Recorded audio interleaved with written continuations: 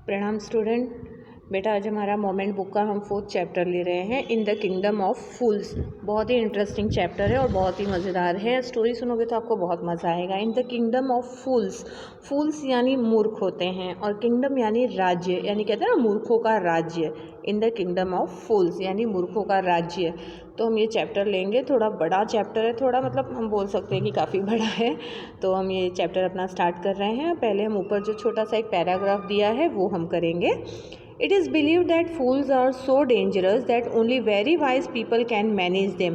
It is believed that मतलब ऐसा माना जाता है कि मूर्ख इतने खतरनाक होते हैं कि केवल जो बहुत होशियार व्यक्ति होगा, बहुत ही बुद्धिमान व्यक्ति होगा, वो ही उनको मैनेज कर सकता है, वो ही उनको हैंडल कर सकता है, संभाल सकता है।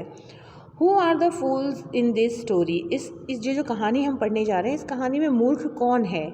What happens to them? और उनके साथ क्या होता है? तो हम जो स्टोरी पढ़ने जा रहे हैं, मूर्खों का राज्य, ये मूर्खों का राज्य जो कहानी है, इसमें मूर्ख कौन है और उनके साथ क्या होता है वो हम लोग इसमें पढ़ेंगे। ठीक है, so let's start our paragraph और chapter. In the kingdom of fools both the king and the minister were idiots. तो जो ये मूर्खों का राज्य था ना, उस राज्य में दोनों राजा और उसके मंत्री दोनों मूर्ख, इडियट थे। इडियट मतलब मूर्ख ही थे। They didn't want to run things like other kings. वो नहीं चाहते थे कि जैसे दूसरे राजा चीज़ों को चला रहे हैं, राज्य चला रहे हैं, वैसा उनका भी चले, वो ऐसा नहीं चाहते थे। So they decided to change night into day and day into night. तो इन लोगों ने डिसाइड किया, कौन? किंगडम ऑफ फूल्स यानी मूर्खों का जो राज्य था, उसके जो राजा और मंत्री थे, उन लोगों ने डिसाइड किया कि वो लोग जो है रात को दिन बनाएंगे और दिन को रात बनाएंगे। They ordered that everyone should be awake at night till their fields and run their businesses only after dark and go to bed as soon as the sun came up.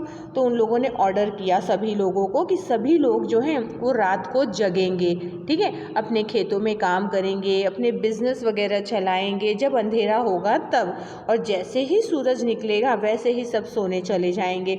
मतलब ये लोग अपने आप को ज़्यादा टैलेंटेड मतलब बुद्धिमान समझ रहे थे, बट एक्चुअल में ये लोग सबसे बड़े मूर्ख थे। तो जैसे दूसरे राज्य चल रहे थे, जैसे दूसरे राजा अपना काम कर रहे थे, ये नहीं चाहते थे कि इनका वैसा चले, ये समथिंग डिफरेंट, कुछ हटकर करना चाहते थे। तो इन लोगों ने हटकर करने के लिए क्या सोचा कि दिन को रात बनाएंगे और रात को दिन। इनडायरेक्टली हम कहें तो, अगर डायरेक्टली हम कहें तो मतलब यही होगा कि जो काम हम दिन में करते हैं अब रात में होगा और रात के काम कब होंगे? दिन में होंगे। तो इन लोगों ने ऐसा डिसाइड कर लिया। ओके, तो सभी को ऑर्डर दे दिया गया। Anyone who disobeyed would be punished with death. और जो कोई भी डिसओबे मतलब इनकी आज्ञा का, बातों का पालन नहीं करेगा, जो भी इस बात को नहीं मानेगा, उसको मौत की सज़ा होगी। The people did as they were told for fear of death. लोगों ने वैसा ही किया, मतलब मौत के डर से, भाई मरने के डर से सभी लोग वही करेंगे ना, भाई जो राजा कह रहा है। The king and the minister were delighted at the success of their project. अब राजा और उसके मंत्री दोनों बहुत खुश हो गए अपने प्रोजेक्ट की सफलता में। तो उन लोगों ने जो प्रोजेक्ट लॉन्च किया, प्रोजेक्ट क्या था उनका कि रात को दिन बनाएंगे और दिन को रात बनाएंगे। तो वो लोग अपने इस प्रोजेक्ट के सक्सेस यानी सफलता पर बहुत खुश हुए। Delighted means to become happy. One day a guru and his disciple arrived in the city. एक दिन एक गुरु और उसका शिष्य शहर में आए। It was a beautiful city. बहुत ही सुंदर शहर था ये। It was broad daylight but there was no one about. अब सुंदर शहर था और खूब सूरज की रोशनी भी खूब चमक रही थी, लेकिन शहर में उन्हें कोई नज़र नहीं आ रहा था। Every one was asleep not a mouse stirring. तो सभी लोग सो गए थे, एक चूहा तक नहीं वहाँ पे हिल डुल रहा था। Even the cattle had been taught to sleep by day. यहाँ तक कि जानवरों को भी सिखा दिया गया था कि अब उन्हें दिन में सोना है और रात में जगना है, रात में ही उनको खाना मिलेगा, अब दिन में उन्हें सोना है। The two strangers were amazed by what they saw around them and wandered around town till evening. अब ये दो अजनबी, कौन? वो गुरु और उसका शिष्य।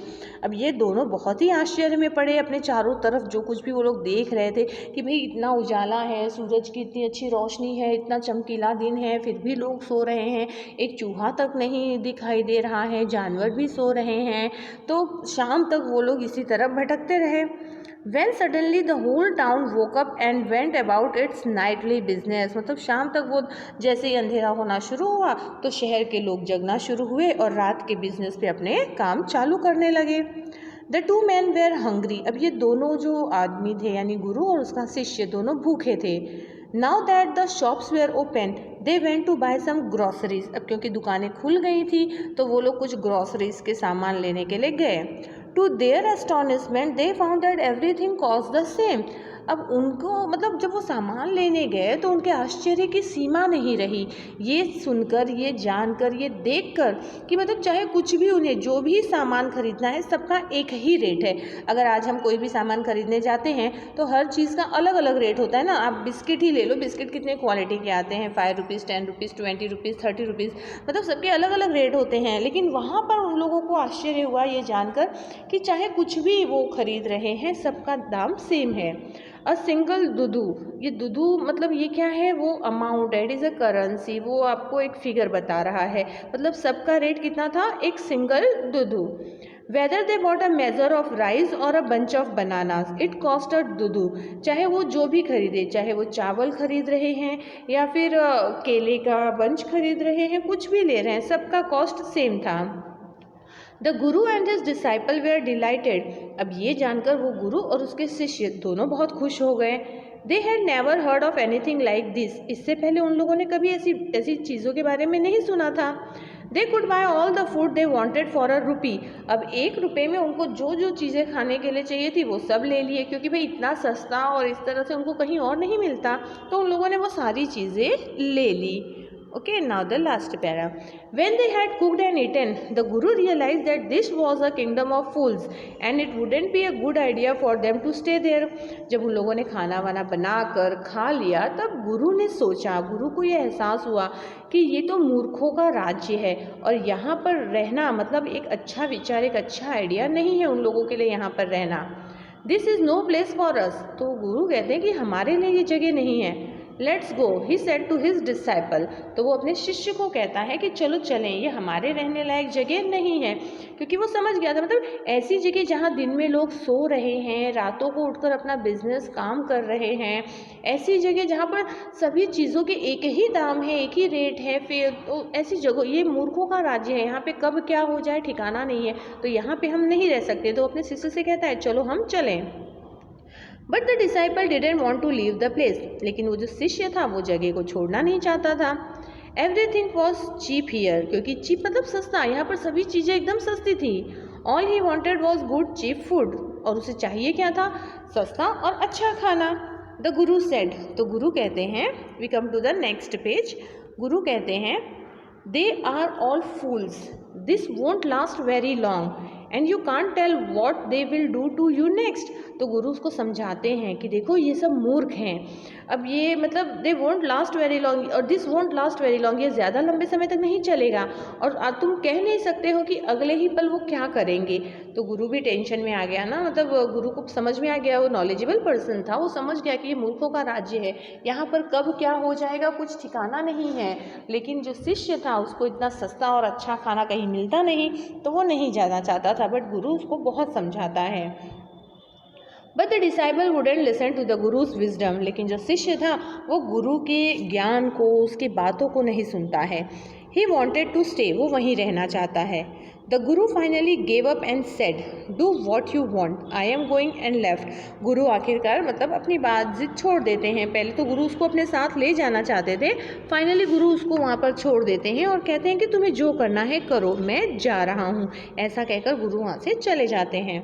The disciple stayed on, ate his fill every day, bananas and ghee and rice and wheat, and grew fat like a street-side sacred bull. अब शिष्य वहाँ रह गया, अब वो वहाँ रहकर उसको जो कुछ भी खाना था अपनी इच्छा के हिसाब से वो सब खाने लगा। केला है, घी है, चावल है, गेहूँ है, और जैसे हम कहते हैं ना कि रोड के जो बुल होते हैं, बैल होते हैं, उनकी तरह वो मोटा होते जा रहा था खा खा कर। One bright day a thief broke into a rich merchants house, एक मतलब उजाले का ही समय था, दिन के टाइम, क्योंकि अब यहाँ पे क्या हो रहा है, दिन में सब सोते हैं और रात में सब जगते हैं। अब दिन में सब सो रहे थे तो दिन में ही एक चोर ने एक अमीर व्यापारी के घर को मतलब तोड़ा, मतलब उसके घर में घुसा। He had made a hole in the wall and sneaked in, उसने दीवार में होल बनाया और उसके अंदर घुस गया। And as he was carrying out his loot the wall of the old house collapsed on his head and killed him on the spot. और जैसे ही वो चोर सब सामान मतलब चीज़ें लूट कर चुरा कर वो बाहर निकल रहा था वहाँ से, उसी समय उस मर्चेंट का जो पुराना घर था उसकी दीवार, जो पुरानी दीवार थी वो उसके सिर पर गिरी और ऑन द स्पॉट यानी उसी जगह वो चोर की डेथ हो गई।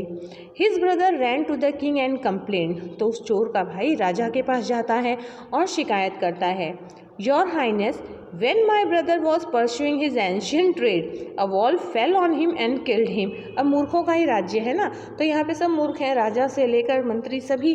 तो वो जो मतलब चोर का जो भाई था वो राजा के पास जाकर क्या कंप्लेन करता है कि महाराज मेरा भाई जो है ना अपने पुराने व्यापार को, एंशियंट ट्रेड को लिखा क्या है, एंशियंट ट्रेड मतलब हमारा जो पुराना व्यापार है, हमारा जो परंपरा अनुसार जो हम व्यापार करते आ रहे हैं, जब वो कर रहा था तो इस मर्चेंट की दीवार उसके ऊपर गिरी और वो मर गया। This merchant is to blame. इस व्यापारी को मतलब इस व्यापारी को सज़ा होनी चाहिए। He should have built a good strong wall. इसे अच्छी और मजबूत दीवार बनानी चाहिए थी। You must punish the wrong doer and compensate the family for this injustice. मतलब जिसने गलत काम किया है आपको उसे सज़ा देनी चाहिए और जिसके साथ अन्याय हुआ है मतलब उसको कंपनसेट मतलब बोलते हैं ना, हर्जाना, कुछ ना कुछ देना चाहिए। भाई अब उसके घर से डेथ हो गई है तो उसे कुछ ना कुछ देना चाहिए। तो राजा के पास वो ऐसा कहता है। द किंग सेड, राजा कहता है, जस्टिस विल बी डन, मतलब न्याय ज़रूर होगा। डोंट वरी, चिंता मत करो। And at once summon the owner of the house. और तुरंत वो उस घर के मालिक को बुलाता है, मतलब उस मर्चेंट को बुलाता है। देखो पिक्चर आप लोग देख रहे होगे किस तरह से पिक्चर आपको यहाँ पे दिखाई जा रही है ना। ठीक है, तो बेटा अब हम लोग अगला जो पार्ट है वो नेक्स्ट वीडियो में कंटिन्यू करेंगे। प्रणाम स्टूडेंट।